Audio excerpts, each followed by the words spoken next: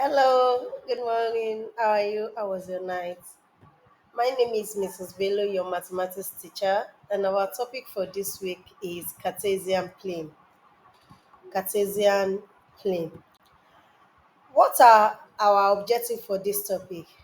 The first objective is understanding the coordinates. The second objective is position of points and coordinates, for us to know the position of points and coordinates. And the third objective is choosing scales. That is, what scales are we going to use? What is the scale of x? What will be the scale of y? Now, talking about Cartesian plane. A Cartesian plane is divided into four quadrants. How many did I call it?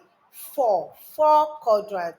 And these quadrants are labeled first quadrant, second quadrant, third quadrant, and the fourth quadrant. We will still come back to. Like I said before, I said we have the x-axis and the y-axis.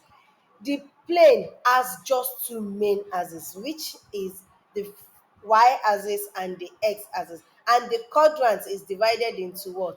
Four. First quadrant, second quadrant, third quadrant, and the fourth quadrant.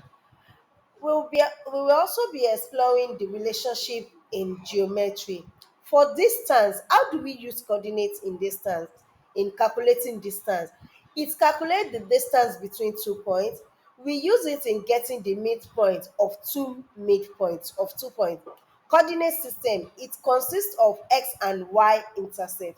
And graphic point, it represents points on the Cartesian plane visually. Exploring the Cartesian plane. Application in geometry. Coordinate x define the shapes and calculate distance accurately. It also help in physics. It has application in physics. These are the uses of coordinates. What do we use coordinates for? We use it in physics. We use it for modeling motion and others. We use it in application in computer graphics. What do we use it for in computer graphics? We use it to position objects in virtual environment accurately. Also, now we move on to plotting of graph. Plotting of graph, this is the process by which those recorded pairs of points in the table of the value are now transfer onto the graph paper appropriately. To do this accurately, we need to follow this point. The first point is prepare a table of value for function or the equation given to you. Two, draw the axis, that is, draw the x and the y axis. Three, choose the appropriate scale if not given. Four, choose any convenient range of choice for x if also not given. Five, plot the graph according to the calculated coordinate pair. You know the pair you have already calculated.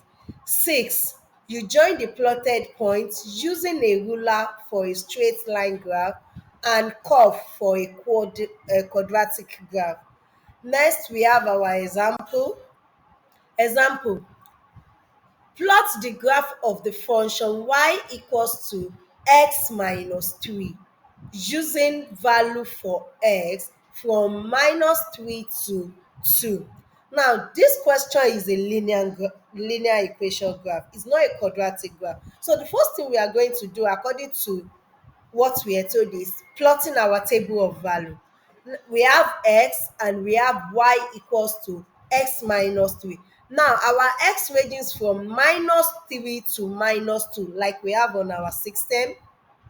Then minus 3 is constant, so it's going to be -3 -3 -3 on every level of x, whether x is -3, x is 2, x, whatever the value of x is, -3 is constant, so it's going to be -3 all one.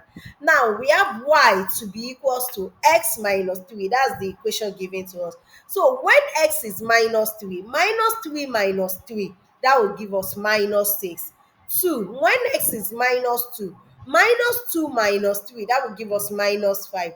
When x is 1, -1, -1 minus 3, that will give us -4. When x is 0, when x is 0, 0 minus 3 will give us -3. Now when x is 1, 1 minus 3 will give us -2. And when x is 2, 2 minus 3 will give us minus 1. So we have our table of value complete. So we plot our graph. Now, for when x equals minus 3, our y equals minus 6, we have it, the first point. When x equals to minus 2, our y equals to minus 5, we have that. When x equals minus 1, our y equals to minus 4, we have also that. When x equals to 0, our y equals to minus 3. And when x equals to 1, our y equals to minus 2. When x equals to 2, our y equals to minus 1. We have all the points being joined together. Then this is a linear equation. That means a straight line. Then we draw our line, a straight line. Is that understood? Please quickly go through that. You will get it. It's very easy to plot. The graph is very easy. So till next class, you have this assignment here to submit it before next class. And if you have any question, you can come to me. Thank you very much. Thank you very much. Bye. See you next class.